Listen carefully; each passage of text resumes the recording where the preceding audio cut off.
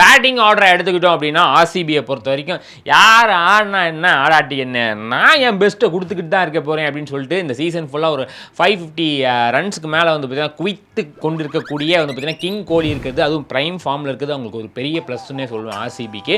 அதை தொடர்ந்து வந்து பார்த்தீங்கன்னா மொட்டை மாடில் காய போடுவாங்க வத்தல், எதிரணிக்கெல்லாம் நான் தாங்க ஒரு சிம்ம சொப்பனம் பெத்தல்னு சொல்கிற அளவுக்குலாம் அவர் ஒன்றும் நீ கிளிக்கலையப்பா, நீ ஏன்ப்பா இவ்வளோ இன்ட்ரோ கொடுக்குற அப்படின்னு கேட்டிங்கன்னா, இல்லை கொடுப்போமேன்னு கொடுத்தேன், ஆனால் வந்து பார்த்தீங்கன்னா அவர் பெஸ்ட்டை வந்து இன்னும் கொடுக்கலன்றது தான் உண்மை. அதை தாண்டி வந்து பார்த்தீங்கன்னா எனக்கு தெரிஞ்சு பெத்தலுக்கு பதிலாக சால்ட் வந்து பார்த்தீங்கன்னா இன்றைக்கி அசால்ட்டாக ஆடுவாருன்றது என்னோட கணிப்பு. ஸோ சால்ட் வந்தார்னா Salt and king Kohli combo வந்து சூப்பராக இருக்குன்றது என்னோட எதிர்பார்ப்பு.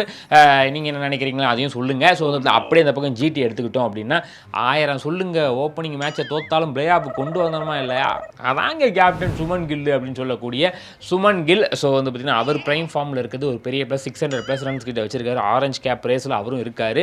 அதை தாண்டி வந்து பார்த்தீங்கன்னா சாய் சுதர்ஷன், என்னப்பா இவ்வளோ அமைதியாக இருக்கே, பயங்கரமாக ஷார்ட்ஸ் 6-4 அடிக்கிறதுல எப்பயாச்சும் 4 அடிக்கிற, அப்படியே கன்சிக்யூட்டிவாக ரன்ஸ் அடிச்சுக்கிட்டு இருக்க, அப்படி இப்படின்னு ஆரஞ்சு கேப் வாங்கிட்டியாப்பான்னு சொல்லக்கூடிய வந்து பார்த்தீங்கன்னா சாய் சுதர்ஷன்னே சொல்லலாம்.